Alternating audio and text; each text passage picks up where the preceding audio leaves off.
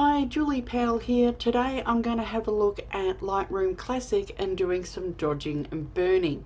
There's two different ways that we can look at dodging and burning. There is globally, which allows us to affect all the highlights and shadows within an overall image, or we can do it locally and just target specific areas for the highlights and the shadows. So here's an image that I've already been working on, and you can see the before and after. So this is quite flat. It doesn't really have a huge amount of details, but coming in I have been able to bring quite a lot more detail and some contrast between the shadows and the highlights. So if I just jump back into the image, and we can have a little look at some of the things that we can do. So when you are working globally, as in the entire image, if we come into the basic panel, this is fabulous for actually increasing the lights and the darks, or the highlights and the shadows within your image. And that's essentially what dodging and burning does. Dodging is increasing your highlights and burning is increasing your shadows. So we can do that to an overall image like I have done here. So we have brought down the shadows and we can bring up the highlights. I also brought the whites up, but you don't have to do both. You can do either or. But sometimes bringing up the whites like this will help increase the saturation. Of course, you can come down here and you can play with the saturation on your image as well. So that's keeping it really, really simple for the global dodge and burn. If you want to, you can come in and you can play with either the parametric curve, or you can play with the point curve in the tone curve section of Lightroom, but I'm just going to keep it really simple for the moment. The other thing that we can do is we can use the masking tools, and we can highlight or target specific areas of our image. So this is one that I've already done. So if I've come in here and I'll bring the mask up.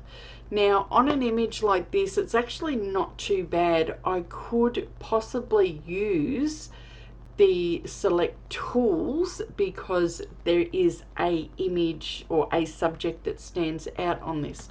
So what I'm going to do is I'm going to turn that one off, and I'm going to click new, and I'm going to go select subject, and I'm going to see how clever Lightroom is in selecting my subject for me. And I'm just going to turn the masking tools on so I can see where it has selected. Now it's not too bad, it hasn't done as much as I would like, so I'm just going to add to the mask with the brush. So I'm going to just paint in these petals down here because it missed them. Okay, so now that I have my selection, and you can see it masked off there, I can come in and I can increase the highlights in certain areas. I can come and increase the clarity in certain areas. It's just a little slow because I'm recording at the same time, so it's not really liking that much. So I can come in, I can play with the exposure and contrast, pretty much anything that is in that basic panel that I've got there. You can also invert that selection if you want to, and you can come in and